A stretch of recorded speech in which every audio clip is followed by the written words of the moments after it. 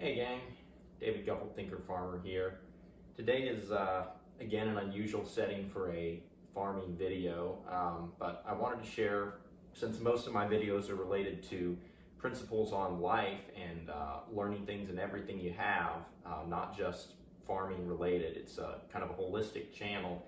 I thought today was a great day to share kind of what I'm experiencing in the moment and the things going on. So today I went to a funeral for a very good friend and really great lady, my piano teacher of 5, maybe a little over 5 years growing up, and Miss Dottie, and she was quite an inspiration to me, and I know several of my siblings as well.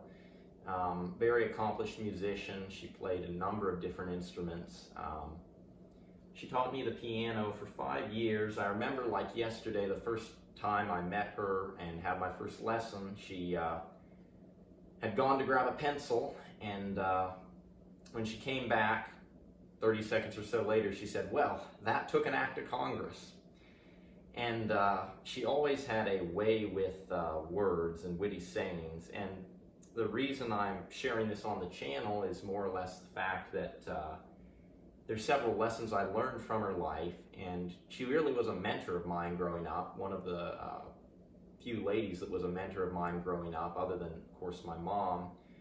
And farming-wise, she had her own story to tell, because her father was a farmer right after World War II, she told me. And he would lease land, run cattle on it for several years, and then grow tomatoes off of it. And he was in Florida doing it, and he would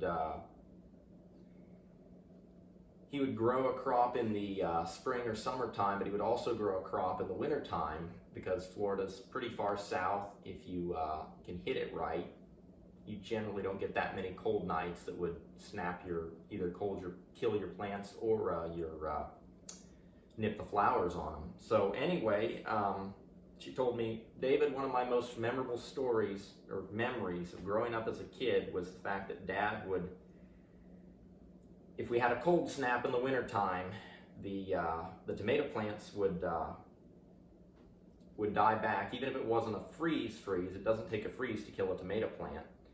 And so what we'd do, we had people that would go in among the tomato fields. They'd light brush fires and get a big bonfire going, several fires going, and then my dad would get an old used airplane that he'd gotten a hold of, and I would fuel him up, and he would drive up in the sky, and he would go over the fires, and he would essentially circulate the air currents over the tomato field to keep things from freezing.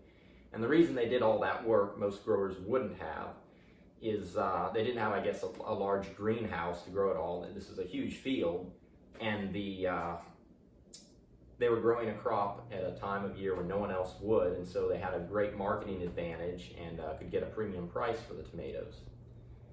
Anyway, she taught me a ton about piano, but in the process she also taught me several things about life I'd like to just briefly share here. More is caught than is taught in any event. Miss Dottie was probably one of the most giving people I met growing up. About the time that I had started taking piano from her, my dad lost his job and was out of work for a year and a half, just couldn't find work. It was around the economic recession, 08, 09, and she insisted on doing several piano lessons for free. At the time, I was an avid gardener in high school, and I was growing a lot of things. So we'd bring green beans, we'd bring cucumbers, squash, goat's milk, eggs, whatever we had available that we were growing. And sometimes my mom was able to put together the money for the lessons, and Miss Dottie insisted on not paying for it.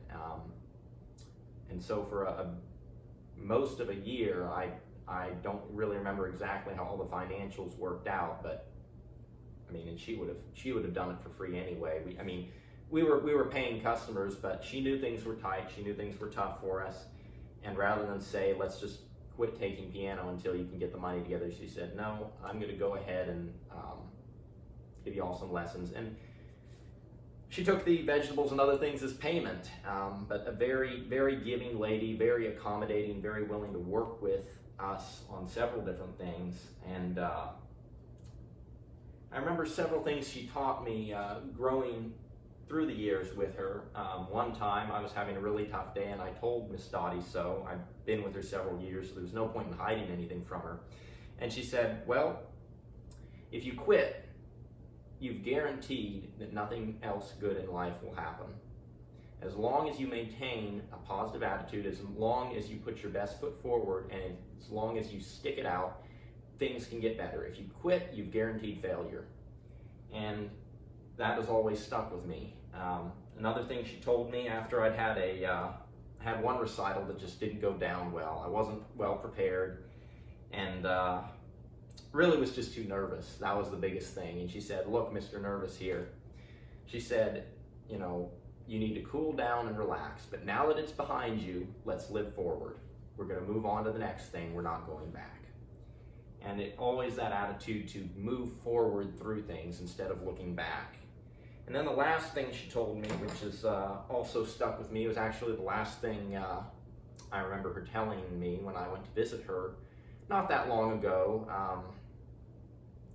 Anyway, the last time I saw her before she passed, and we'd gone, a couple of my siblings and I, to visit her, and years after piano teaching and such, and we were talking about different things, and in the middle of our conversation, we were telling her about the different things we were doing, and she finally said, well, if you've got somewhere you need to go in life, and you don't know how to get there, keep trying.